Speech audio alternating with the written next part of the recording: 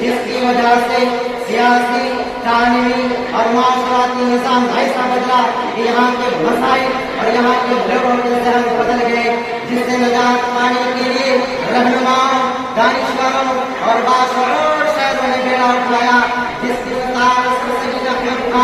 علامہ اقبال خالی ہے، دوسری طرف مہاتما گاندھی، پنڈت جواہر لال نہرو، لالا لاجپت رائے، رام پرساد بسمل، مولانا ابوالکلام کلام آزاد، ٹیپو سلطان، شوکت علی کرمی، عنایت علی اور ولایت علی وغیرہ ہے، جنہوں نے ہندوستان کی خصوصی آزادی کے ہزاروں قربانیاں دی۔ کتنے لوگ پھانسی کے وقت بیٹھے، کتنے لوگ گولیوں کے شکار بنے اور کتنے لوگوں کو جیل میں ڈالا گیا۔